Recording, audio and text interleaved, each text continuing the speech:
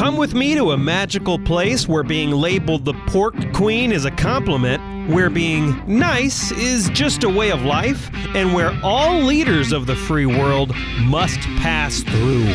Welcome to Iowa. Whether you're a current Iowan, an Iowa expat, or an Iowan at heart, this show is for you. This is the Iowa Podcast. Real Iowans, real talk, no drama. I'm Justin Brady, and did you know that tomorrow Iowa became a state? Man, that sounds a little confusing, I know, but hundreds of years ago, well, not hundreds, but in 1846, Iowa became the 29th state, and so that sounds like a pretty good topic to discuss on the Iowa Podcast. I mean, that is the name of the show. So we've brought in Leo Landis, the State Curator of the State Historical Society of Iowa. Leo, thanks for coming on the show. Great to be with you, Justin. You have a big do you have one of those unfolding business cards? Because you're also the Museum Coordinator of the State Historical Museum of Iowa. So that's a lot. We're able to put two lines on there. Yeah, okay, that's good. Yeah. So, President, you sent me this before, which is very, very fascinating, but I wanted to ask you, how exactly does a state become a state? And then you also had this really interesting entry from the president at the time, President James Polk. So let's start there. How does this whole thing work? Sure. So the bill to make Iowa a state was introduced in March of 1845. So, even a year and a half almost before statehood, we were being proposed as a state along with Florida. So March 3rd, 1845. A constitution was approved. And again, it's only white men voting in Iowa at the time. So often they'll say the voters of Iowa approved. Well, you've got to keep in mind that that's white men aged 21 or over. Yep.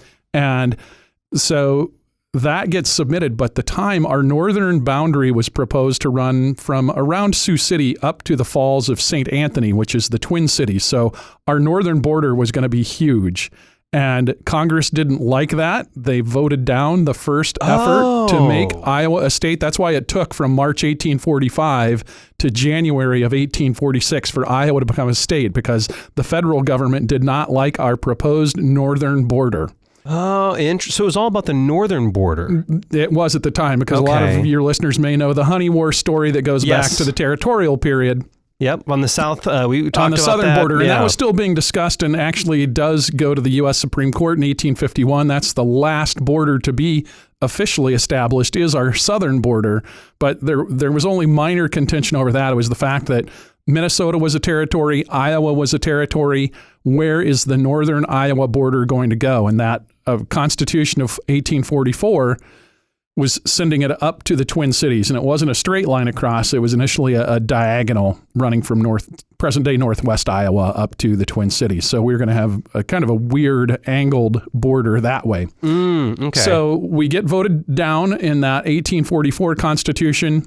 1846 Constitution gets proposed and ratified in the summer of 1846.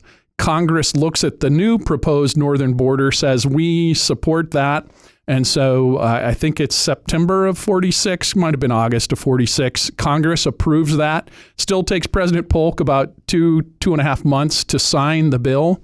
I honestly don't know why there's that gap between the congressional approval of our northern border, and I've done enough reading on it that nobody says, here's the issue. Well, it's politics, right? And same as then, same as today. It could also be just, what is the pressing business of the time? And so it takes until that December 28th day, December 28th. Yeah, there we go. December 28th date where President Polk, signs the bill that makes Iowa the 29th state, as you said. So, and for those that don't remember the Honey War thing, we talked about that, I want to say 4 to 5 episodes ago. You can scroll back through your podcast apps, everyone, but that was basically Iowa kind of skirmished with Missouri. Right. We talked about that briefly. The Missouri governor is trying to bring in more taxpayers to Missouri and saying, that survey line from the falls of the Des Moines River should be a little farther north. And so Missouri wants more land, and Iowans of Iowa territory don't want to be there. So Congress is super concerned about Iowa having too much space, but they just kind of let things go for some of the other states like Texas and California. They just didn't care that much back then. And for Texas, again, that's part of the whole James K. Polk, the president's viewed as a bit of a dictator because he thrusts U.S. into this war in Texas to, bring more territory in. So that was one of the things that you see through the 1846 period is Whig newspapers, the competing party to the Democrats, complaining about, James K. Polk, and just a fascinating president in and of itself. When he ran as president, he said, "I'm only going to serve one term." So interesting. He went in saying, and he would put in 12-hour days. Harry Truman put him in his top 10 presidents of all time. So he's often regarded as a very effective president because he came in, he did what he said he was going to do. The Mexican War does kind of get thrust upon him, but brings in a whole new set of territory to the U.S., somewhat unpopular because it's bringing in states south of the Missouri Compromise line, the Mason-Dixon line, which means that's going to be more potential slavery territory state. So, not a popular war.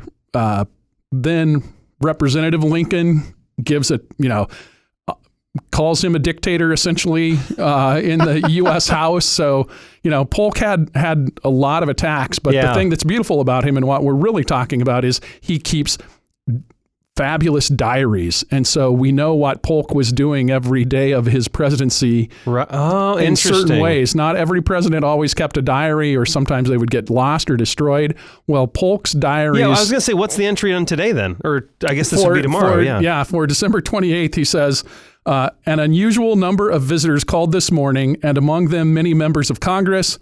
With but few exceptions, they were all on business of seeking office for their friends. Of course. Yeah, and he goes on. Of course. He talks about Senator Thomas Hart Benton of Missouri visiting, and then he references a judge visiting, and then he concludes by, "Nothing of much interest occurred today." Never says a thing about Iowa. Gee, thanks. Yeah, never says a thing about it. So for Iowa historians, that's one of those where... We're kind of used to that here in Iowa, though. That's right. Like we get right now it's caucus time. Maybe we get into a little old school, like really old. You mentioned old parties. Maybe we can get into that if we have time. But Iowans are kind of used to that. We're kind of, the flyover state. It seems like when we were first... when we first became a state, it started then. and that's something I think, a lot of people don't always realize is, when we became a state, the counties that we have today, the 99 counties, essentially west of Polk County was not an organized territory. So if you drew, Madison County south, you've got Clark and Decatur, those had been organized, but then Boone County wasn't organized yet.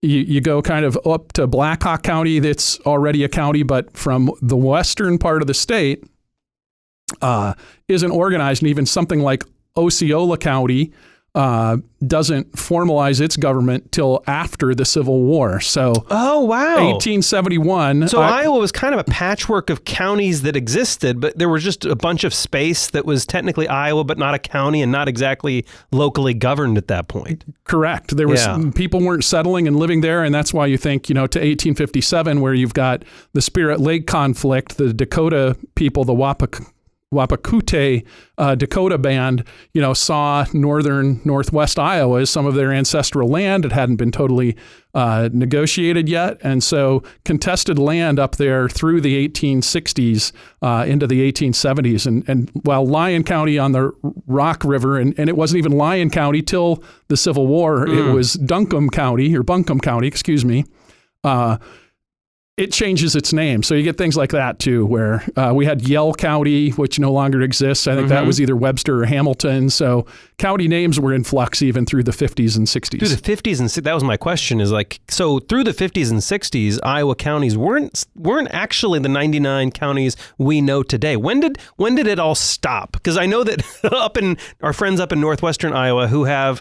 that used to be, I can't remember the county name off the top of my head. I'm blanking. It's Bancroft is what you're thinking of. It used to be 2, now it's 1. Yep. That made us 99, took it from 100 to 99. When did that all end? When did we finally decide? There was the last ditch effort in the 1860s to split off what had been Bancroft County, and that's, you think of the town of Bancroft in Kossuth County today, so that's going to be Bancroft County. Mm-hmm. They merge into Kossuth in the 1850s. After the Civil War is over, they try to create a new county out of there called Crocker.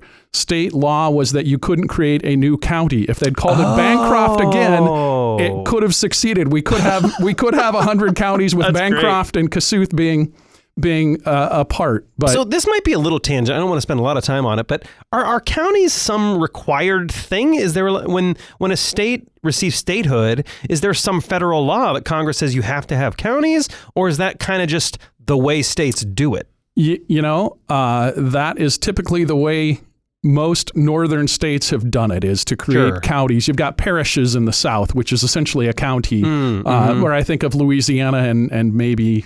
I'm trying to think if there's any other southern states that have parishes. Louisiana is the one I can think of. Yeah. But, having smaller organizational units, and it's really the Northwest Ordinance and Northwest Territory creation of the 1890s that says, here's how you organize counties. And so lays out that you're going to have 16 townships if it's square, and each township's going to have this number of sections. And I think it's 16. I could be wrong. It might be 64 sections, 64.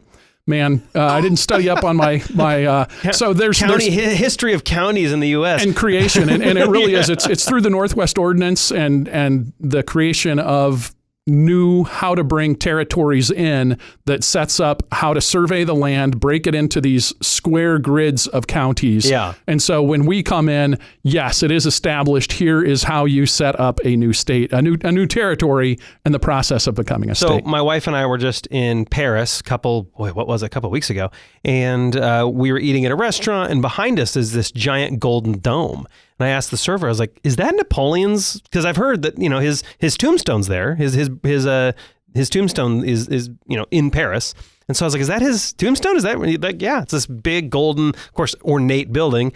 A lot of people forget, just taking a walk down history here, is that we actually bought modern day Iowa. It wasn't Iowa at the time, in 1803 from the French, right? And so at what point did the French, because I think they had trading posts or some activity in Iowa, not a huge military presence, because Napoleon obviously needed to fund his war effort in Europe.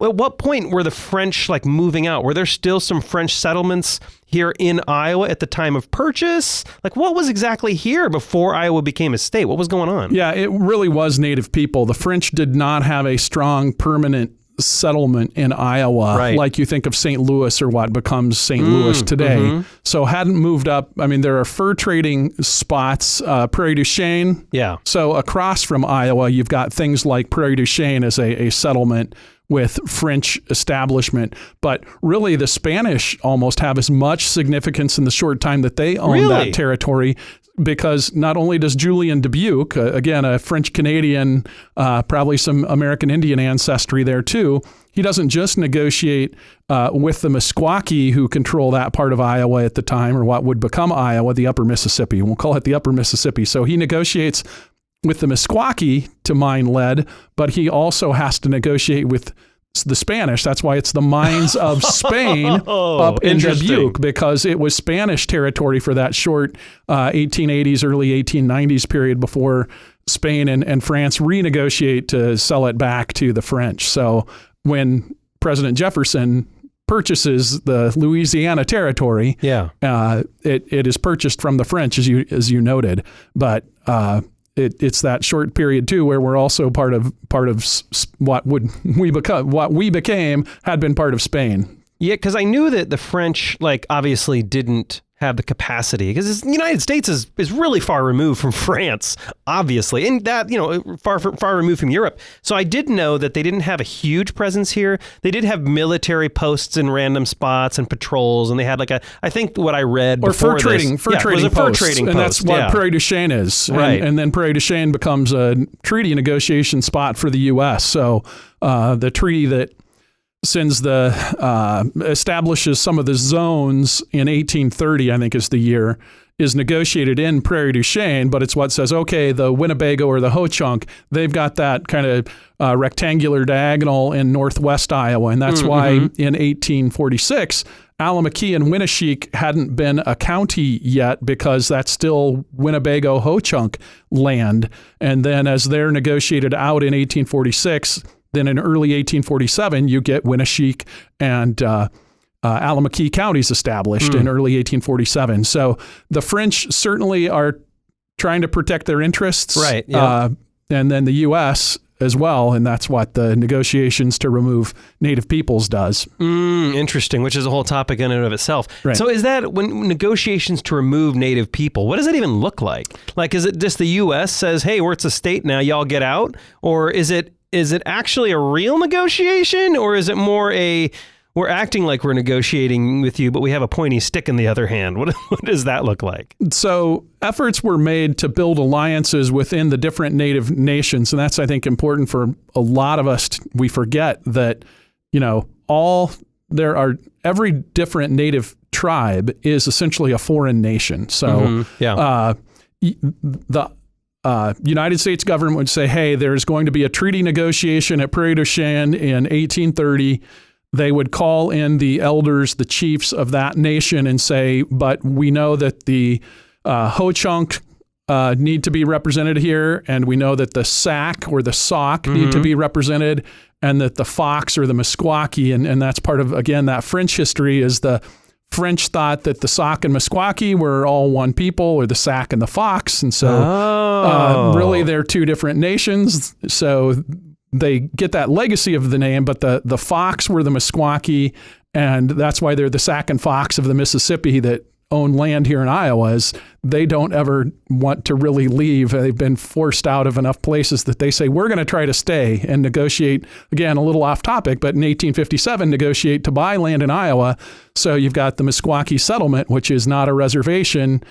It is purchased land. So the Ho-Chunk, the Potawatomi, and the Dakota, who are the northern band of Sioux, are being represented at treaty negotiations. So they really are negotiations, but the United States government is doing all it can to find the most compliant leaders within the nation to say, oh, here's, the kind of allotment we'll give you. Here's where we want to remove you to. Sure. Yeah. So you're pretty correct in saying the Native peoples didn't have a lot of a choice in those negotiations. They had seen over generations what had happened. I mean, the Potawatomi had been in Indiana around the Great Lakes. And, they first get moved to Illinois, and then it's like, oh, and now you're... So it's more a trying to keep the peace and not inflare and not raise tensions than it is a real negotiation, kind of. It's kind of like we're going to do this anyway, but we're going to try to mitigate as much damage on either side here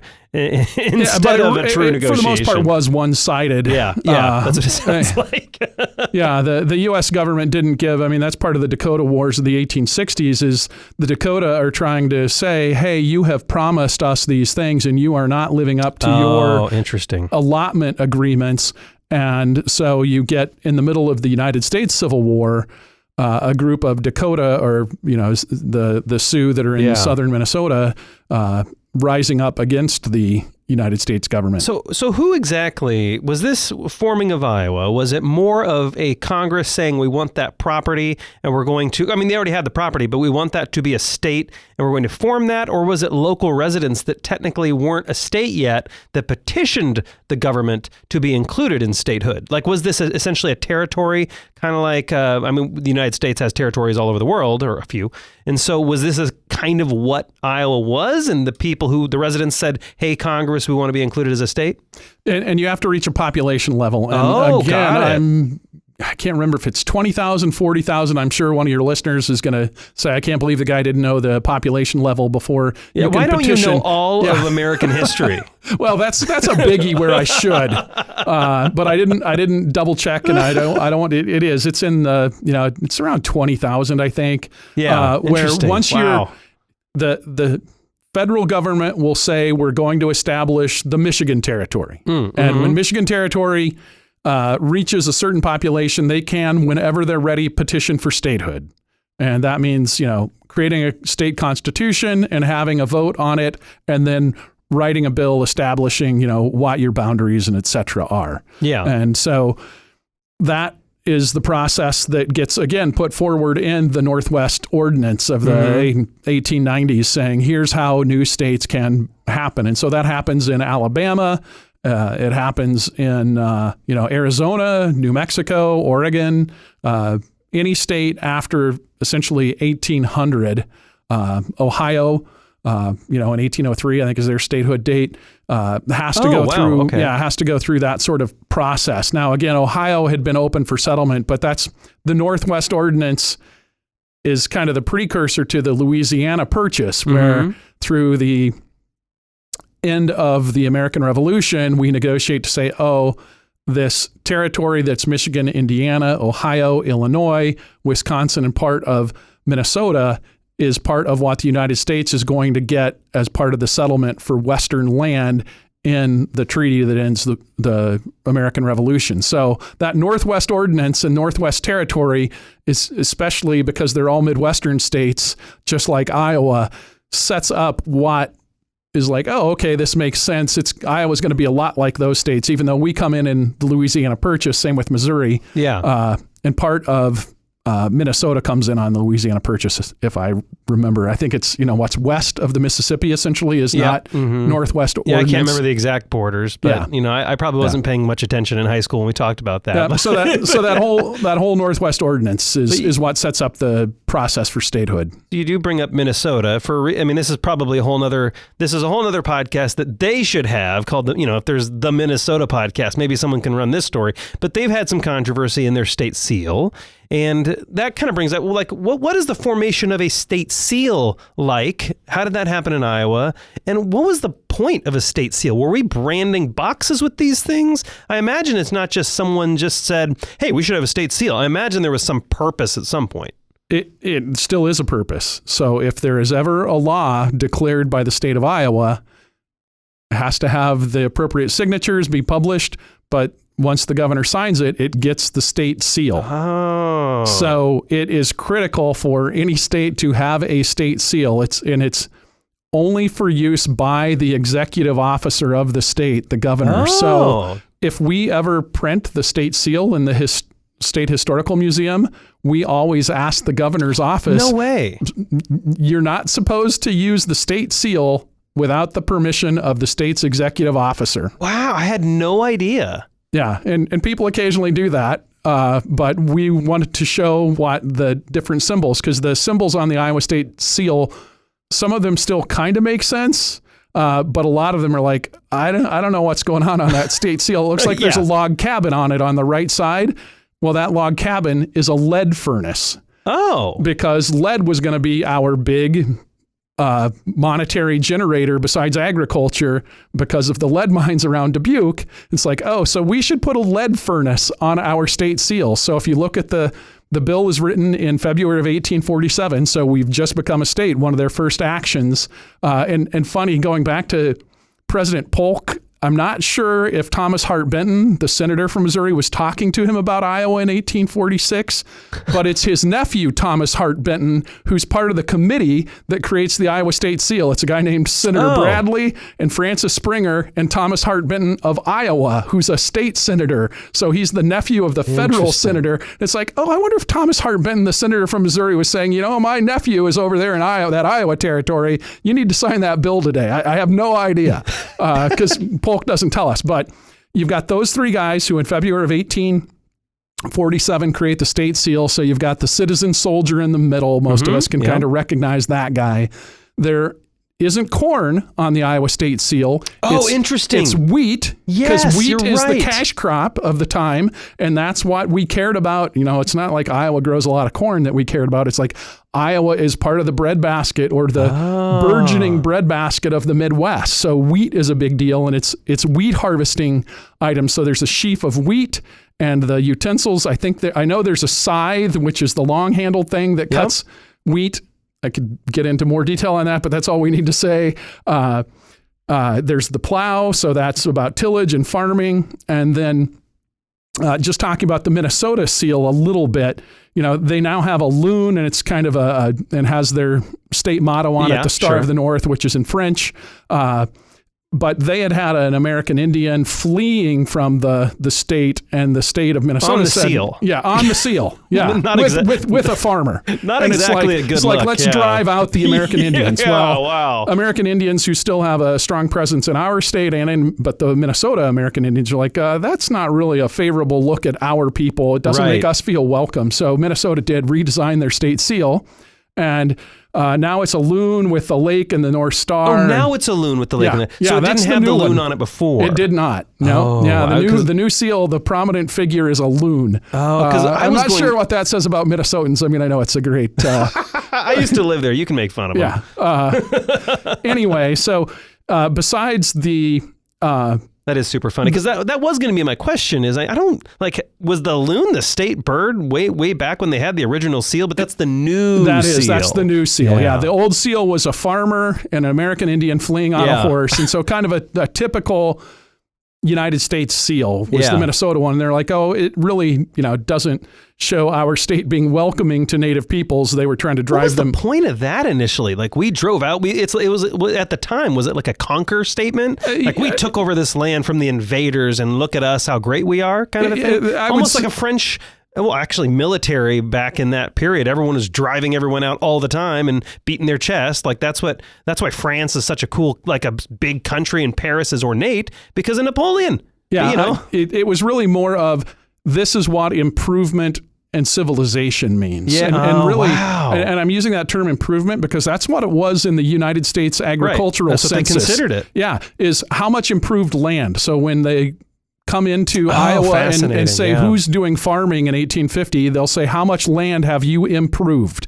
And if Native people are using that land, it wasn't viewed at the time as, making good use of the land. So let's make better use of the land by having farmers on it and driving out the American Indians. So that's really, I think, to me, what's being represented is that the 19th century idea of what it meant to improve a place was to put it into farmland. Yeah, because a superior agricultural technology and approaches. That's what, in a different way, you're showing on the Iowa seal with that citizen farmer, citizen soldier, I should say, and then the farm tools behind him. Just without the driving out imagery. Yeah, and then the other thing that you get, if I can just say one more thing, that most Iowans don't know about our state seal. So it's got the U.S. flag on it. Uh-huh. On top of the U.S. flag, if you look at our seal closely, there's this little clump of fabric on top of that. Well, going back to your French idea, it's a Phrygian or liberty cap, which was part of the French citizenry rising up on the heels of the American Revolution,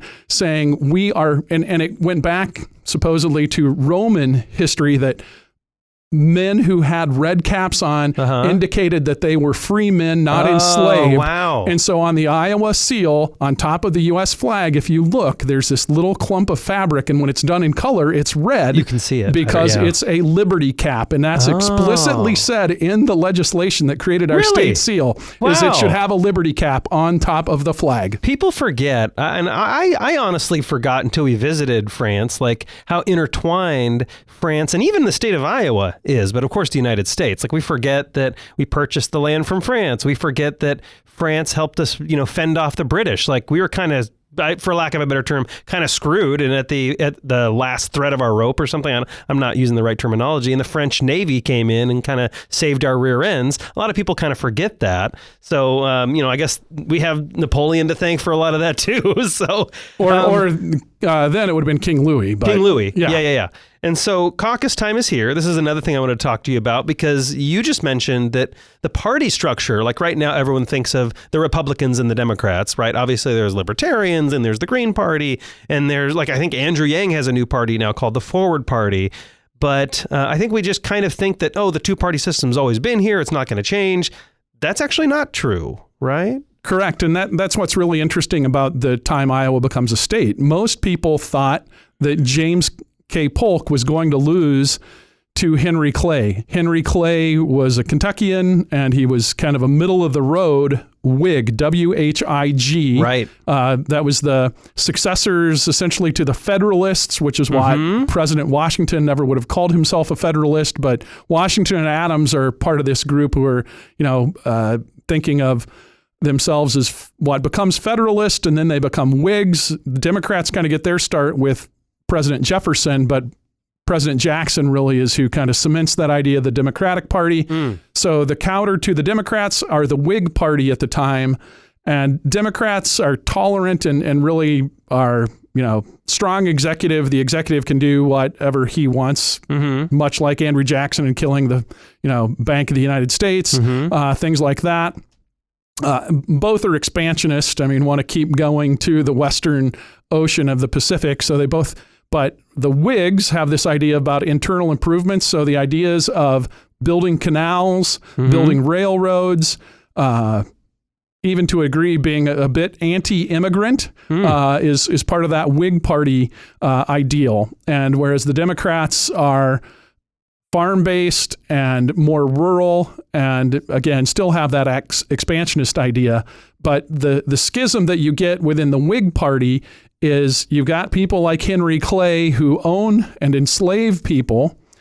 So they are enslaving black people. And then there is the abolitionist movement developing in the northern states at the time that says, we do not believe in enslaving people. And so there's a schism in the Whig Party in the early 1850s. They split up, and there's this need for a new party connected to free soil, where the whole nation should allow freedom for all people. They don't necessarily believe in equality, but they certainly don't believe in slavery. Sure. And so that then gives rise to the Republican Party in 1854. Iowa's Republican Party gets its first gubernatorial candidate in 1858, I think, is with Lowe. Goodness. So you've got this new party, that gives us kind of the structure we know today. Just, the parties have changed over time too. Yeah, there's a lot, and I have so much more. Like, I wanted to talk about old school elections, the governor elections, but now we're over, I'm over a minute over, which was certainly worth it.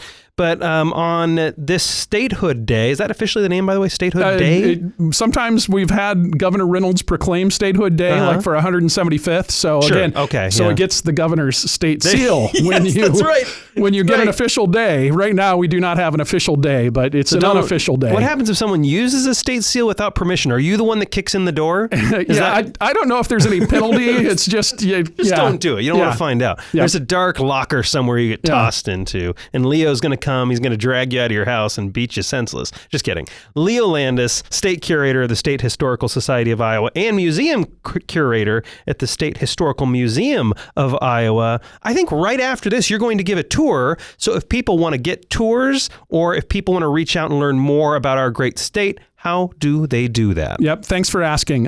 Museum is currently open Tuesdays through Saturdays. The Tuesday, Friday hours are 9 to 4:30, Saturdays 9 to 3 o'clock. And we're doing, if somebody happens to catch this on the 29th, there's some guided tours that you can sign up for, or you can just drop in and explore on your own.